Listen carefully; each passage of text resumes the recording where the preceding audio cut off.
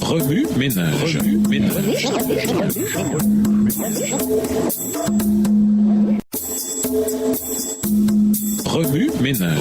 ménage. Bienvenue à votre émission Remue ménage. Nous voilà à la leçon de mercredi. Invité, baisser pour monter. Imaginez que vous avez la capacité de faire ce qui vous plaît, quand ça vous plaît, où ça vous plaît, comme ça vous plaît. Mais imaginez ensuite, vous vous limitez vous-même dans chacune de ces dimensions, volontairement. Eh bien, n'imaginez plus, car cela s'est produit avec l'incarnation du Christ. C'est cette volonté de revêtir la nature humaine limitée qui révèle le caractère de Dieu. Bien entendu, il possède son entière divinité, car la personne du Christ révèle que l'une et l'autre ne sont pas exclusives. Mais les détails de ce vidage de soi sont décrits dans Philippiens 2, les versets 5 à 11, Nouvelle Bible seconde, identifiés de façon appropriée en tant que dispositions qui sont en Christ. La racine grecque pronéo dénote la disposition. Philippiens 1, verset 27, Philippiens 2, les versets 2 et 5, Philippiens 3, les versets 15, 16, 19 et Philippiens 4, les versets 2 et 10. Ou contextuellement la disposition de son incarnation. En Jésus, la seconde partie du trio céleste existait en forme de Dieu et était égale avec Dieu. Dieu consentit à revêtir la forme humaine.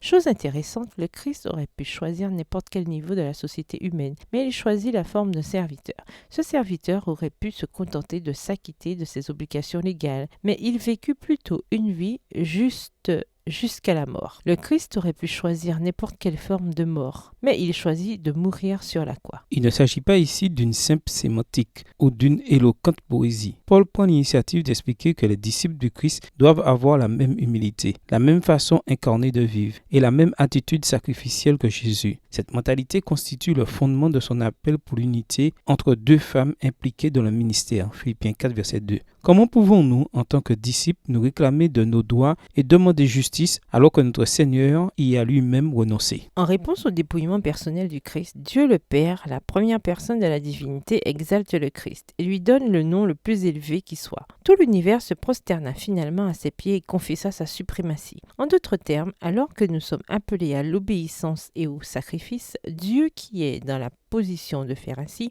remettra toutes choses en ordre. Il exaltera ceux qui doivent être exaltés et abaissera ceux qui ont besoin d'être abaissés. Alors que nous nous confions dans le Seigneur, nous devons reproduire cette disposition du Christ dans toutes nos relations. Philippiens 1, le verset 27, par la puissance du Saint-Esprit. La troisième personne de la divinité. Non seulement parce qu'il est mort sur une croix, mais aussi à la lumière de sa condescendance, de sa vie, de son humiliation, de sa résurrection et de sa glorification finale, nous devrions vivre avec la même attitude d'abnégation et, par sa grâce, traiter nos semblables comme il nous a traités. Ne lui permettrez-vous pas de créer cette disposition en vous? Remue ménage. En quoi Jésus ressemble-t-il et ne ressemble-t-il pas à Néhémie? En quoi voyez-vous Jésus différemment ou le voyez-vous de nouveau? Prière. Comment réagissez-vous en voyant Jésus de cette manière? Au revoir. Et à demain si Dieu veut.